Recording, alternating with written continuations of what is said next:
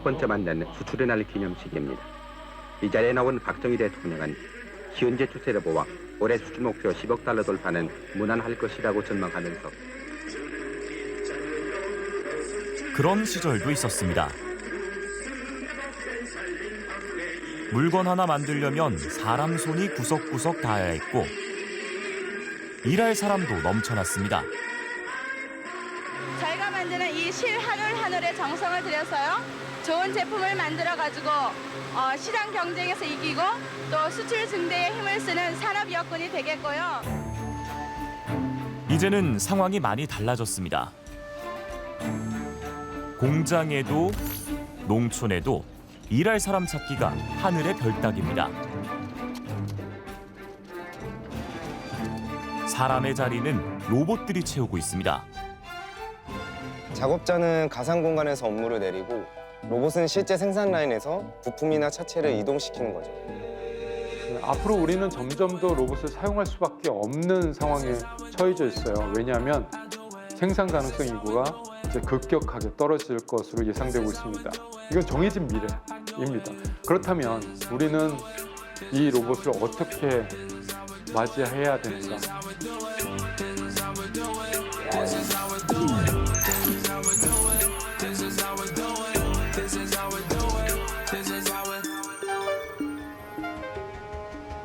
고성경찰서는 어젯밤 8시쯤 고성의 한 파프리카 선별장에서 로봇업체 직원 40대 A씨가 기계에 끼어 숨진 사고를 조사하고 있습니다. 끔찍했던 그날의 사고. 선별장은 문을 닫았습니다.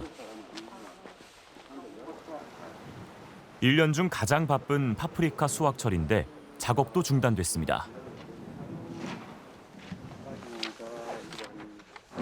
농민들도 돈 주고 업체를 불렀는데 그 사고 때문에 농민들도 출하를 못하고 있으니까 12월 1월 달에 제일 많죠. 제일 비싸고 제일 많고 그래서 우리가 이제 서울 가락시장으로 보내고 일본으로 수출하고 하는 그걸 하고 있는데 지금 이제 출하를 못하고 미루고 있죠. 지금 물건 자체를 선별장 자체가 이렇게 돼 있으니까. 나머지 분들은 조금씩 다 출하를 관계자를 만나 사고가 났던 선별장 내부로 들어가 봤습니다. 저희가 되게 물량도 많고.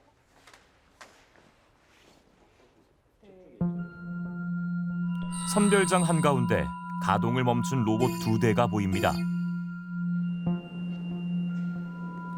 크기별로 분류된 파프리카 상자를 옮겨서 쌓아주던 로봇이었습니다. 수출 라인 작업이 다 되고 이쪽 이제 최종적으로 와서 라벨을 붙여가지고 쭉 타고 갔다 오면 각 사이즈별로 들어오게 돼 있거든요. 그 들어오는 부분에 이제 센서 점검하는 과정에 이게 안 되는 부분을 저쪽에 가서 이제 점검하고 박스를 해수해 놓는 과정에서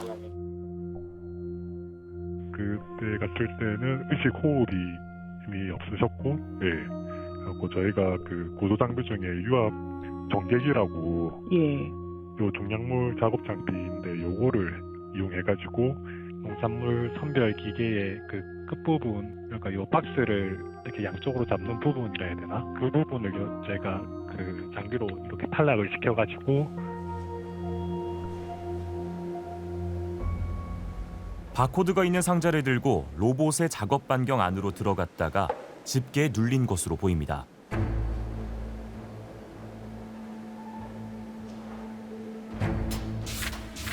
사람 잡는 로봇, 로봇의 역습.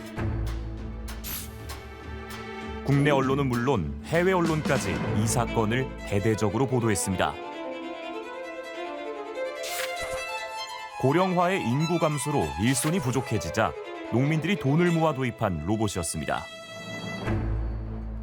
사람 구하기 힘들어서 농민들이 이제 그 로봇을 설치했죠. 비상 자부담도 있었고 비용도 많이 들었었는데 사람 구하기가 너무 어려우니까 로봇을 해갖고 생산량을 좀 많이 좀 빼내기 위해서 출하하기 위해서 일하러 오시는 분도 좀 꺼림직하게 생각하시고 농민들은 출하를 또 보내서 또 그런 생각이 들고. 경찰과 고용노동부는 로봇이 오작동한 것인지 직원의 과실이 있는지 등을 조사하고 있습니다. 일단은 이제 크게 민사와 형사 책임으로 나눌 수 있는데 민사적으로는 이제 유지 보수를 담당하는 회사의 근로자가 업무를 수행하는 중에 사고를 당했기 때문에 유지보수를 하는 업체와 근로자 사이에 업무상 재해로 볼 수 있는지 그거에 따라서 손해배상 책임이 문제가 될 수 있을 것 같고요. 그다음에 이제 형사상으로는 해당 유지보수를 담당하는 회사가 산업안전보건법상의 조치를 다 했는지 여부가 문제가 될 수 있고요. 그 조치를 하지 않았다면 산업안전법 위반이나 업무상 과실 책임이나 이런 거 문제가 될 수 있을 것으로 보입니다. 기사를 접하고 정말 이 충격도 많이 받고 안타까웠던 기억이 아직도 납니다. 근데 문제는 우리나라가 지금 공장이든 농촌이든 일할 인구가 없기 때문에 로봇 도입이 늘어나고 있고 그러다 보니까 지금 이렇게 로봇에 의한 사고가 늘어나고 있는 거잖아요. 네, 실제로도 생각보다 이 산업 현장에 로봇들이 많이 도입이 돼 있습니다. 국가별 산업 로봇 밀도라는 게 있는데요. 이게 우리나라가 세계 1위입니다. 근로자 10,000명당 1,000대, 그러니까 근로자 10명당 로봇 1대가 도입돼 있는 건데 2위인 싱가포르와도 격차가 좀 큽니다. 네. 이렇다 보니까 로봇 관련 사고도 끊이지 않고 있는데요. 지난 5년간 국내에서 로봇 사고로 숨진 사람만 16명에 이릅니다. 예. 만약 이렇게 로봇에 의해서 산업재해를 당했을 때 피해 보상은 어떻게 받아야 합니까?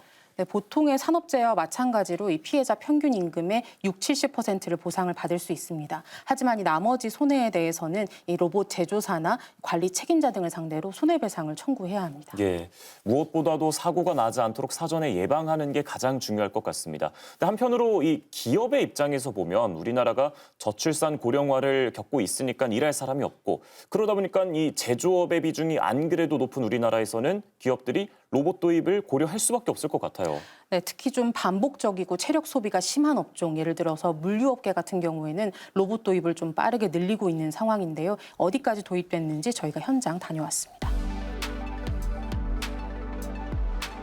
인천에 있는 한 물류센터. 거대한 바둑판 모양의 철제 구조물 위로 140대 로봇이 분주하게 움직입니다. 뭘 하는지 봤더니 제품이 담긴 바구니를 잡아서 이리저리 옮기고 있습니다. 오토 스토어 시스템이라고 불리는 최첨단 물류 로봇입니다.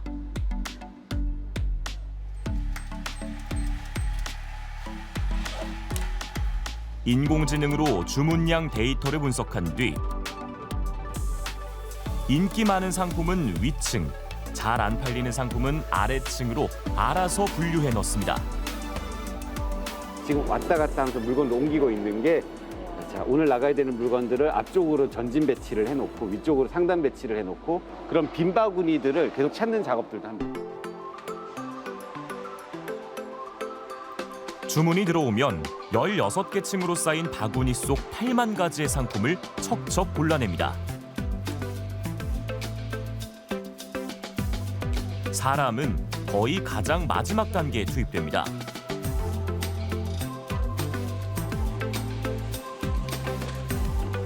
물건이 담긴 바구니를 로봇이 작업자에게 건네면 작업자가 제품을 상자에 옮겨 담습니다. 이 상자는 컨베이어 벨트를 지나며 포장되는데 주문이 들어온 후 포장까지 불과 20분이면 완성입니다. 지금 작업자들도 보시면 굉장히 가벼운 화물들을 박스에 담는 역할, 단순한 역할이지만 또 이게 상품이 오포장되면 안 되기 때문에 그런 단순하지만 중요한 역할들을 작업자들이 수행을 하게 되는 거예요. 로봇 시스템 도입 후 물류센터 공간 활용은 4배 높아졌고 하루 처리 물량은 1.5배 늘었습니다. 물류업계는 사실 굉장히 전통적으로 노동집약적인 산업입니다. 물류센터에서 일하는 게 지옥의 알바다, 지옥의 정말 노동 현장이다라는 우스갯소리도 있었는데요. 그러다 보니까 충분한 인력을 수급하기가 굉장히 어렵고요. 또한 노령화 사회로 진입하면서 이제는 사람 구하는 게 가장 어려운 일이 돼버렸어요. 기존에 사람이 담당했던 일들 중에서 좀 어렵고 부상의 위험이 있고 이런 일들을 로봇이 해주고 여전히 사람이 필요한 영역도 있거든요. 물류 로봇이 어려운 일을 담당해주고 사람과 같이 협업을 하면서 물류의 전체적인 생산성을 높이는 그러한 방향으로 물류 자동화 로봇 추진을 도입하고 있습니다. 로봇이 어려운 일을 맡고 사람과 함께 일하는 이상적인 장면. 그런데 안전 문제는 어떨까요? 과거 3년 전에는 저희 회사에서 운영하는 로봇이 단 한 대도 없었습니다. 그런데 3년이 지난 지금 저희가 직접적으로 현장에서 실제로 운영하는 로봇의 대수가 이미 500여 대를 넘어섰고요. 내년이 되면 그 속도는 점점 더 빨라질 것으로 저희는 보고 있습니다. 안전이라든지 피로감이라든지 이런 부분들을 개선하지 않으면 저희가 필요한 인력분들을 또 모실 수가 없기 때문에 이러한 물류 자동화를 통한 작업 방식의 개선, 안전의 개선, 작업 난이도, 강도에 대한 개선은 반드시 해결해야 되는 숙제라고 보고 있습니다. 근데 문제는 이제 로봇끼리 일하는 게 아니라 아직까지 사람과 함께 일하니까 사람에 대해서 안전사고가 일어나지 않을까 하는 우려는 여전히 남아 있습니다. 처음에 봤던 이 고성 사고 사례는 비교적 단순한 일을 하는 로봇이었지만 최근에는 스스로 판단을 내릴 수 있는 인공지능이 탑재된 로봇들이 나오고 있잖아요. 네, 인공지능 로봇이 잘못된 판단을 하지 않도록 하는 건 이 단순 작업을 하는 로봇에 비해서는 당연히 어려울 수밖에 없습니다. 그런 인공지능 탑재 로봇이 산업재해를 일으킬 경우에는 법적인 책임 문제도 더 복잡해지는데요. 이 제조사의 책임이 어디까지인지를 두고도 좀 공방이 벌어질 수 있습니다. 전문가 얘기 들어보겠습니다. 고도화된 인공지능 프로그램이 탑재된 로봇을 사용한 현장에서 사고가 발생한다면 조금은 책임 소재가 좀 달라질 것으로 보여요. 이제 인공지능의 결과는 사람이 전부 다 예상할 수 없거든요. 인공지능에 그런 경우에는 법인격을 부여해야 되는 거 아니냐라부터 시작을 해서 너무 복잡한 논의들이 있긴 합니다. 왜냐하면 이제 인공지능의 뛰어난 기술들이 이제 전반적으로 점차 적용되고 있는 상황이기 때문에 이제 소위 최근에도 논란이 되고 있는 환각 현상이라든지 이런 것들이 산업 현장에서도 그러한 비슷한 오류들이 발생하지 않다 하는 점을 장담할 수는 없거든요. 이제 더 오히려 약간 어떻게 보면 대응하기가 더 어려워진 측면도 있지 않느냐. 올해 돌풍을 일으켰던 인공지능 챗 GPT 같은 경우도 초기 모델로 따지자면 굉장히 엉뚱한 답변을 내려놓은 적이 있었잖아요. 부디 인공지능 로봇의 잘못된 판단으로 사람이 안전사고를 겪는 일이 없어야겠습니다. 그러기 위해서는 앞으로 정부와 기업의 대응도 상당히 중요할 것 같고요. 네, 분명한 건 이미 많은 산업 분야의 로봇이 도입이 되어 있고 이런 흐름을 늦추거나 발전을 지체시킬 수는 없다는 겁니다. 위험성을 좀 충분히 인지를 하고 예방 체계를 철저히 구축을 해서 늦지 않은 시기에 대응을 해야 한다는 얘기가 나옵니다. 싱가포르에 문을 연 국내 완성차 업체의 첫 지능형 공장입니다. 작업자들이 보조 로봇을 착용한 채 자동차 부품을 조립합니다. 부품도 컨베이어 벨트가 아닌 로봇이 날라다 줍니다. 공장을 뛰어다니는 사족 보행 로봇은 검수 작업에 한창입니다.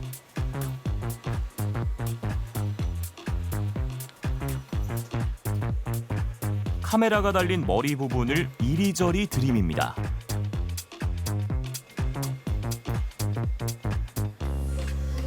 주문대로 차가 잘 만들어졌는지, 불량인 곳은 없는지 조립된 차체를 꼼꼼히 살펴봅니다. 사람이 다칠 위험이 있는 곳에 너무 가까이 다가가면 경고 안내음도 나옵니다.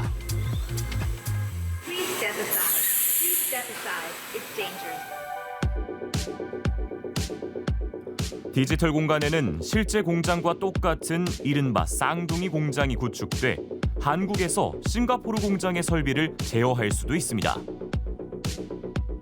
공장 전반에 대해서 센싱을 하고 그걸 데이터를 받아서 이제 인공지능들이 그것들을 분석을 해서 최적화된 생산을 할 수 있도록 지원하는 그런 시스템이 되어 있습니다. 그래서 저희들이 추구하는 것은 향후에는 자율 생산까지도 목표를 하고 있습니다.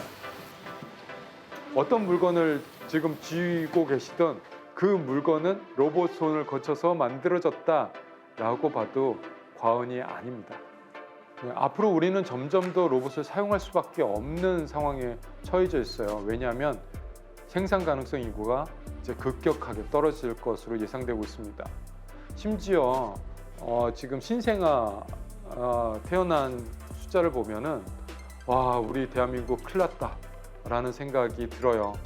그렇지만 만약에 노동력이 더 만들어질 수 있다면, 사람은 정해져 있지만 우리는 그 사람이 아닌 다른 노동력을 만들어낼 수 있다면 우리 대한민국은 망하지 않아도 되는 이런 스토리를 쓸 수가 있는 거죠.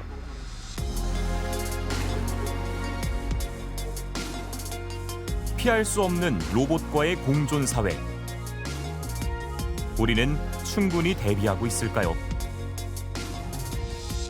자동차가 처음 나왔을 때 사람들은 자동차를 두려워했어요. 킬링머신이라고 불렀습니다. 왜냐하면 자꾸 사고를 내거든요. 모든 기술이 마찬가지입니다. 어쨌든 모를 때는 굉장히 무서워요. 하지만 이것을 알게 되면, 일단 알게 되면 그것을 이용을 하게 되고, 이용을 하게 되면 우리 삶은 더 좋은 방향으로 나아갈 가능성이 높아지는 것이죠.